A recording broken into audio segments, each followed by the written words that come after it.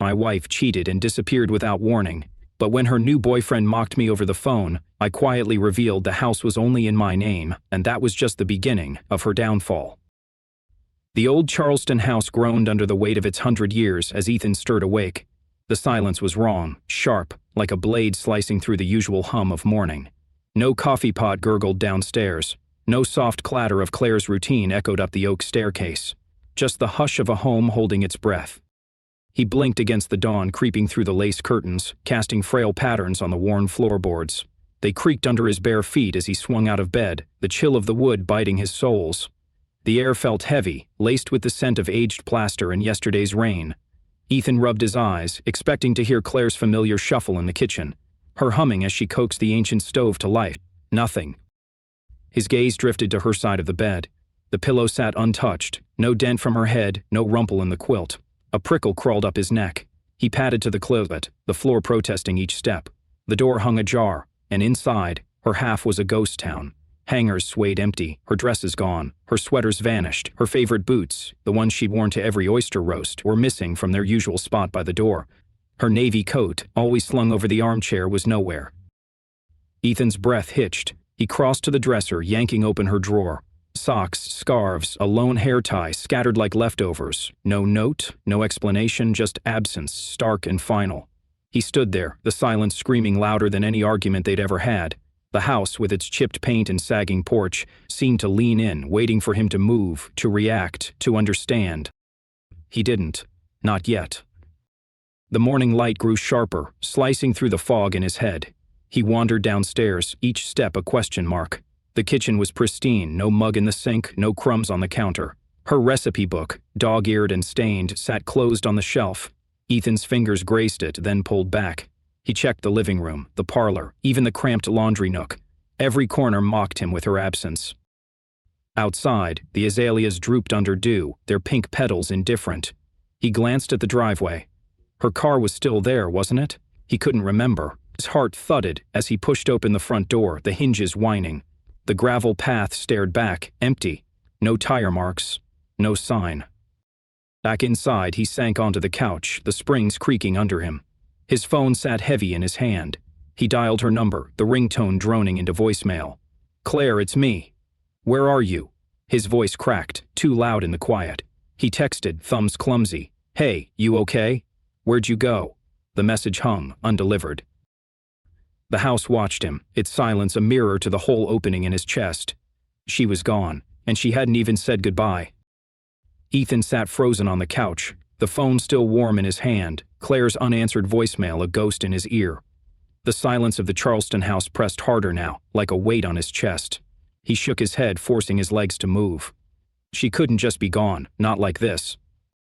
He stumbled to the garage, the side door sticking as he yanked it open. The space gaped back at him. Her silver hatchback was missing, only his pickup left under a layer of dust. His stomach twisted. He dialed her again, the call cutting straight to her chipper recorded voice. "Hey, it's Claire.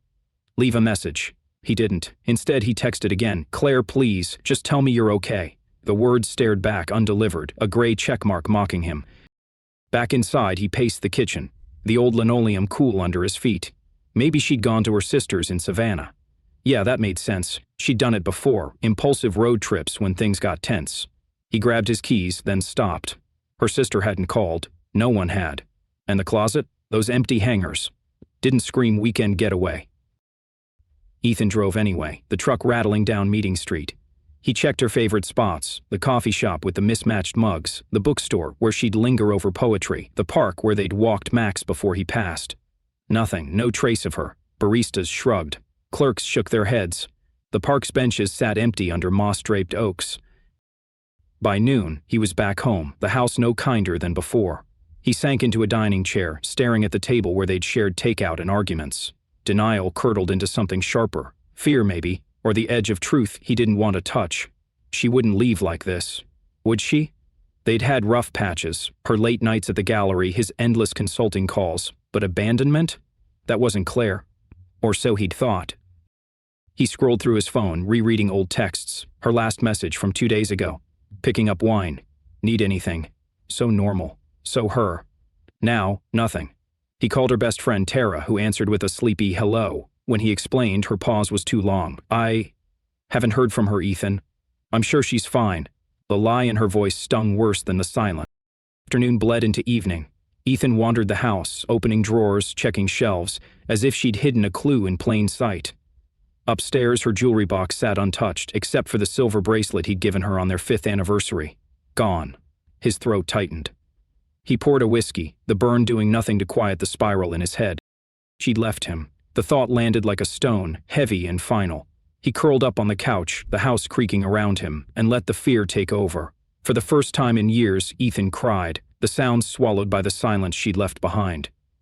Ethan sat at the kitchen table, the whiskey glass sweating in his hand, the silence of the Charleston house now a canvas for memories.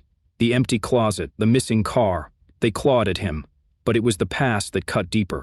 He closed his eyes, and the years with Claire flooded back, vivid as the low country sun. They'd met at a dive bar on King Street, her laugh louder than the jukebox, her eyes catching his over a spilled beer. She was all fire then, quick wit, quicker smile. They danced to a bad cover band, her hair sticking to her neck in the summer heat. That night stretched into mornings of coffee and crosswords, walks with Max, their scruffy mutt, chasing gulls on Folly Beach. Ethan could still feel the sand between his toes, hear Claire's voice teasing him about his sunburn. Love had been easy, like breathing. The house came later, a century-old fixer-upper they'd bought with big dreams. They'd spent weekends sanding floors, painting walls, arguing over tile patterns. Claire had a vision. Airy rooms, warm colors, a home that felt alive. Ethan followed her lead, wielding a hammer like a promise. They'd collapse on the porch at dusk, sharing a beer, Max sprawled between them. Those were the years he'd thought would last forever. But time chipped away. Claire's gallery job turned into a career shift, long hours curating shows, schmoozing artists. Ethan's consulting gig stretched him thin, late nights on calls with clients across time zones. They'd stopped cooking together. The dining table became a catch-all for mail and keys. Max's passing left a quiet neither could fill, and Claire started slipping into herself. Less eye contact over breakfast, more time scrolling her phone, her face lit by the screen instead of him. Last year, the cracks widened. She'd cancel plans citing work, but her stories didn't always add up. A gallery opening in Colombia she never mentioned. A weekend retreat with vague details. Ethan had chalked it up to stress, to her needing space. He'd doubled down, planned date nights, bought her that silver bracelet. She'd worn it, smiled, but her warmth felt rehearsed, like a line she'd practiced. Now, staring at the empty kitchen, Ethan saw the signs he'd ignored.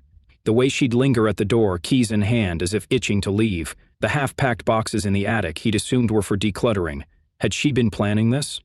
The thought twisted in him, anger mixing with grief. He'd built a life around her, around this house, and she'd walked away without a word.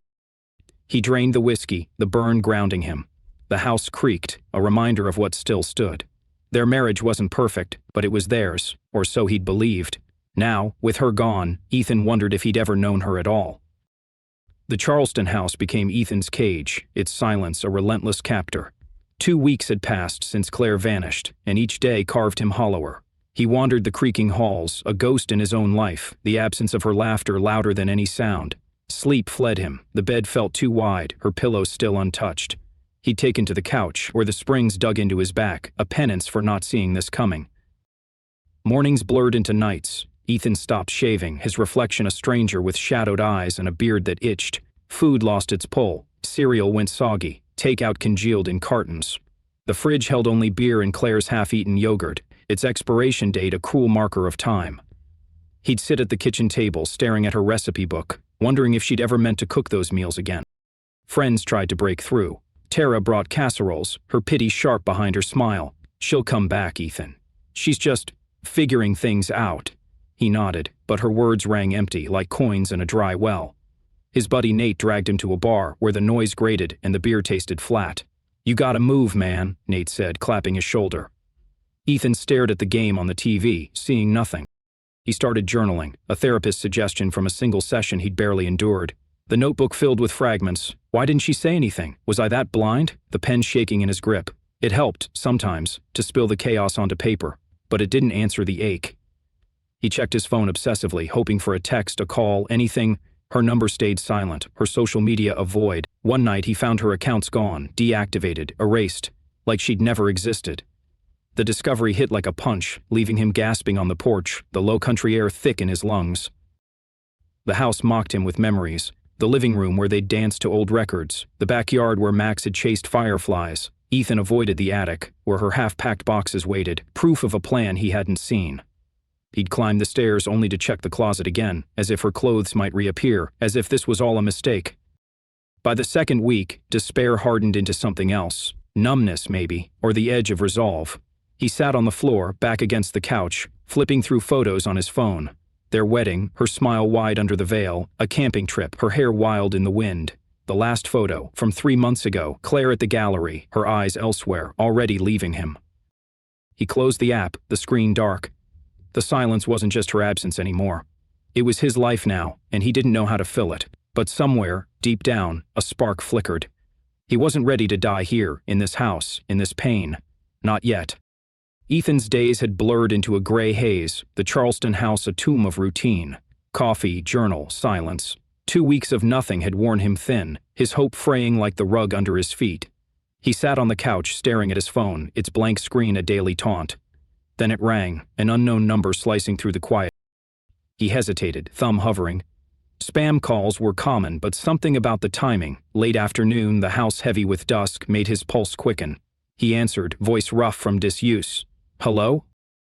Then right? The voice was male, smooth with a smug edge that set Ethan's teeth on edge. This is Derek. Ethan froze, the name a blank but the tone a spark to kindling. Who? A pause, then a chuckle, low and deliberate. Claire's with me now. Thought you should know. The words landed like a fist. Ethan's grip tightened on the phone, the room tilting. What are you talking about? Come on, man. Derek's voice dripped with condescension. She's done with you, moved into my place last week. She's happy, Ethan. Happier than she ever was. Ethan's breath caught, a mix of shock and rage boiling up. He pictured Claire, her laugh, her hands, her life, slipping into someone else's. Her lying, he said, but his voice cracked, betraying him. Derek laughed again, sharp and cruel. Lying? Nah, she's right here, unpacking her stuff. Want me to put her on? Another pause, heavy with intent. Oh, wait. She doesn't want to talk to you? Ethan stood, pacing the creaking floor, his free hand clenched. Where is she? Put her on. Sorry, buddy, Derek said, mock regret lacing his words. She's moved on, said your house felt like a museum, all those old floors, old fights. She's free now. The line went dead. Ethan stared at the phone, his ears ringing. Derek's voice echoed, smug, certain, slicing open wounds Ethan hadn't named yet. Claire with another man. Claire gone, not just from the house but from him entirely. He sank back onto the couch, the springs groaning under him. He replayed the call, searching for cracks in Derek's story. Could it be a prank, a mistake?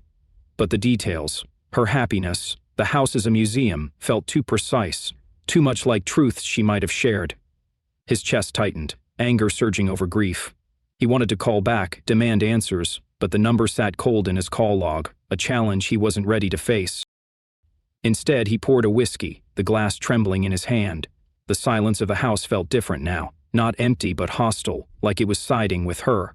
Ethan swallowed the burn, Derek's words looping in his mind. Claire was gone, and someone else was gloating about it. He wasn't sure what hurt more, the betrayal or the taunt. The whiskey sat untouched on the kitchen counter, Derek's smug voice still festering in Ethan's mind like a splinter.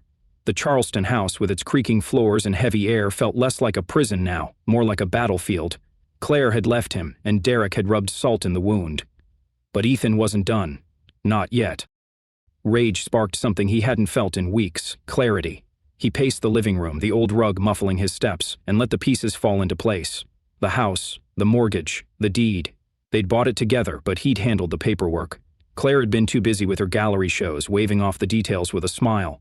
A hunch grew, sharp and urgent. He dug through the study, yanking open file cabinets, papers spilling onto the oak desk. Bills, receipts, warranties. Finally, the folder from the closing, its edges yellowed. There it was. The deed. His name alone in crisp black ink. The mortgage, too, tied only to him. Claire's signature was nowhere. She'd never questioned it, never pushed to be added. Back then, he'd thought it was trust. Now, it was a lifeline. Ethan grabbed his phone and called Maya, his lawyer from a contract dispute years ago. She answered on the second ring, her voice calm but curious. Ethan? Been a while, you okay? He didn't waste words. Claire left, moved out no warning. I just found out she's with someone else. The house. It's in my name only. Mortgage, deed, everything. What can I do? Maya paused, papers rustling in the background. If your name's the only one on the title, you've got options. She has no legal claim to stay or return without your consent.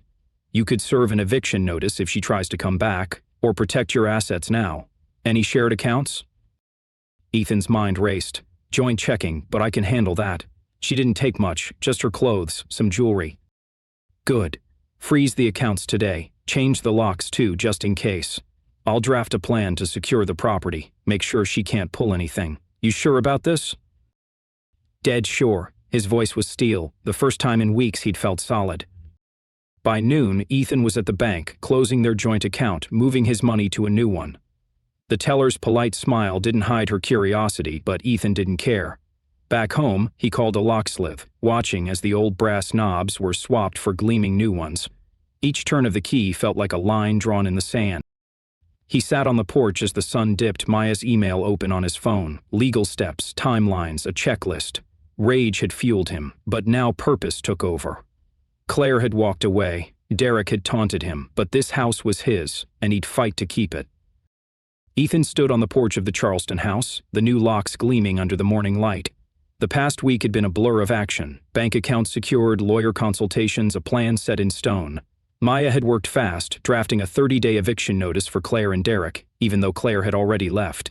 It was a formality, a legal stake in the ground to ensure she couldn't return and claim anything. The notice was mailed to Derek's address, a place Ethan only knew from public records Maya had pulled. He didn't linger on the details, just signed the papers and let the process roll. 3 days later, his phone buzzed while he was scrubbing dishes, the suds cold against his hands. An unknown number, but he knew who it was before he answered. Derek's voice came through, loud and jagged with fury. You think you're slick, huh? Sending papers to my house? You got some nerve, man. Ethan leaned against the counter, his pulse steady. It's my house, Derek. You're not on the deed. Neither is she. You've got 30 days. Derek laughed, but it was brittle, fraying at the edges. You're pathetic. Dragging lawyers into this? Claire doesn't want your moldy old place. She's with me now. Then you've got nothing to worry about, Ethan said, his voice flat. He hung up before Derek could spit another word, the silence of the kitchen rushing back. For the first time, it felt like control. That evening, his phone lit up again, a voicemail this time. Claire's voice, shaky and thin, filled the room when he played it. Ethan, I got the notice. I didn't think you'd... Look, can we talk? This is all... It's too much. A pause. Then a rush. He replayed it twice, searching her words for the Claire he'd known. The one who'd laughed over spilled paint, who'd kissed him under the porch light. She wasn't there. This was someone else. Someone caught, cornered, grasping.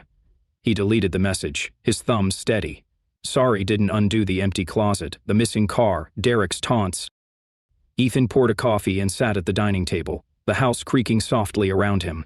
The notice wasn't just paper, it was a wall, one he'd built to protect what was his. Claire's voicemail had shaken him, but not enough to crack his resolve. He'd spent weeks drowning in her absence, but now he stood on solid ground. Outside, the azaleas swayed in the breeze, their petals scattered on the gravel. Ethan watched them, his jaw set. Derek could rage, Claire could plead, it didn't matter. The house was his, and so was his future. He sipped his coffee, the bitterness sharp, and let the silence settle. Not heavy anymore, but his. The Charleston house stood quiet, but Ethan could feel the storm brewing beyond its walls. The 30-day notice had landed like a grenade, and the fallout came fast. Derek's rage was just the start. Within days, Ethan's phone buzzed with texts, voicemails, even emails, each one a new jab from the life Claire had chosen. He didn't reply, but he didn't delete them either. They were evidence, Maya had said, proof of their unraveling. Derek called again 2 days after the notice, his voice a mix of venom and desperation. You think this scares us? You're nothing, Ethan. Claire laughs about you, says you're stuck in that creaky dump rotting. Ethan let him rant, the words sliding off like rain on glass. When Derek paused for breath, Ethan said, "Clock's ticking," and hung up. The power of silence felt new, like a weapon he was learning to wield. Claire's next move came through Tara, who showed up unannounced with a bottle of wine and a strained smile. "She's freaking out, Ethan," Tara said, perched on the couch. "Says Derek's place isn't what she thought. They're fighting all the time." Ethan poured her a glass but kept his own empty. "Strained care about my life when she left," he said. "Why should I care about hers?" Tara fidgeted, then left, her pity lingering like damp air. By the second week, the cracks in Claire's new world spread. Mutual friends, ones Ethan hadn't spoken to in months, started texting. Heard Claire's crashing with some guy who's bad news, one wrote. Another, she looked rough at the market yesterday, you okay? Ethan ignored most, but the gossip painted a picture. Derek's charm was fading, his home a mess of unpaid bills and loud arguments. Claire, they said, was unraveling. Then came the bargaining. Claire's email arrived late one night, subject line blank. I messed up, it read. I didn't mean for this to happen. Can we meet? I just want to explain. Ethan stared at the screen, his jaw tight. Explain what? The empty closet? The man who'd taunted him? He typed a reply. No games, Claire. It's done, and hit send before doubt could creep in. Derek's final call came on day 20, his voice slurred, unsteady. You win, all right? She's driving me nuts. Take her back, man. Ethan almost laughed at the absurdity. Not my problem, he said, and ended the call. The house felt lighter after that, its silence no longer a weight but a shield. Friends kept texting, their stories growing sharper, Claire and Derek's fight spilling into public, her bags packed again, nowhere to go. Ethan listened, nodded, but didn't bend. He'd been her anchor once, but not anymore. The house was his, and so was his peace. Let them spiral. He was done playing their game. The 30-day notice expired, and the Charleston house stood waiting, its silence no longer oppressive but expectant. Ethan hadn't seen Claire or Derek since the legal hammer dropped, but the gossip had trickled in, her bags packed, their fights public, her new life crumbling. He didn't dwell on it. The house was his focus now, and it needed him as much as he needed it. The walker came on a humid morning, the air thick with salt and jasmine. Ethan stepped inside, a contractor named Javier at his side, clipboard in hand. The front door creaked, revealing a space that felt less like home and more like a crime scene. Claire hadn't lived here in months, but her departure had left scars. The living room smelled sour, smelled wine soaked into the rug, a faint whiff of neglect. Scratches marred the oak floors, as if furniture had been dragged in haste. Upstairs, the bedroom walls bore smudges, and the closet, still half empty, held a stale musk of abandoned things. Javier jotted notes, his brow furrowed.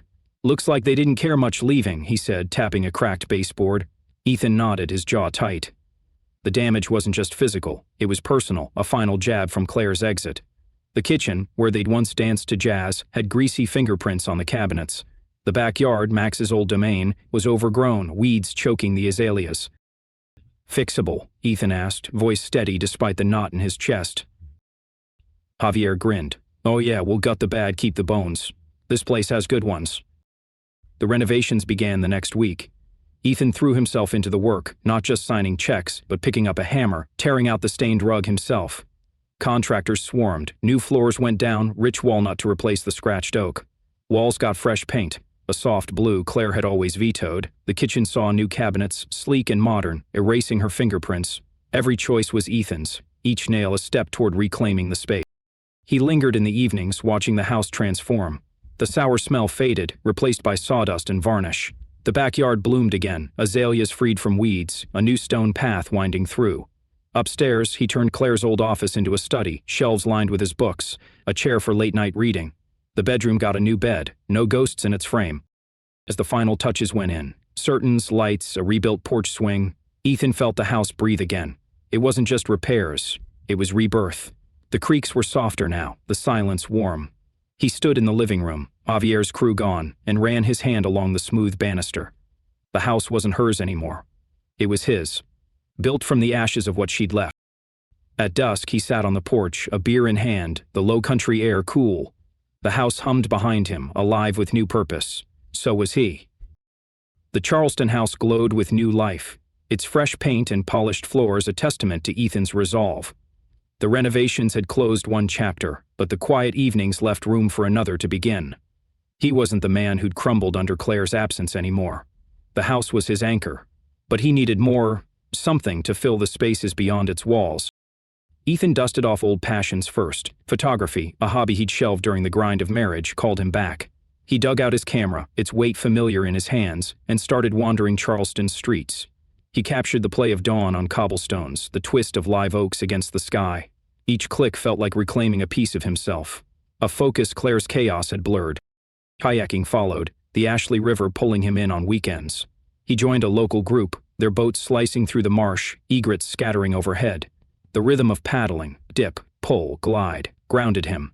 The low country's pulse syncing with his own. Conversations with the group came easy.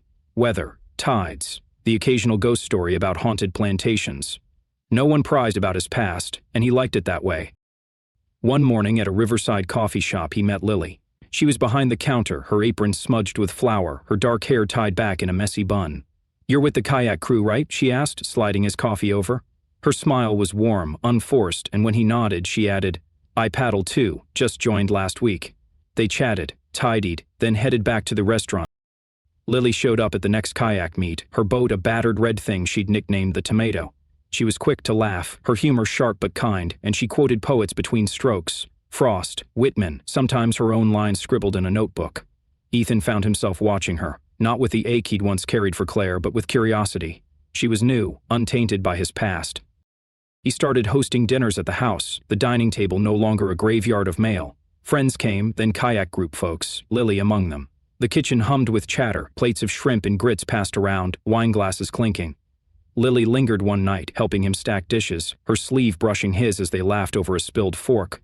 "This place feels good," she said, glancing at the blue walls. "Like it's yours."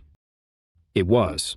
And so was he. Photography filled his mornings, kayaking his weekends, dinners his nights. Lily's presence grew. Coffee runs, paddle trips, quiet talks about art and loss. Ethan didn't rush it. A house stood steady behind him, its silence now a canvas, not a cage. He was rebuilding not just a life, but a self.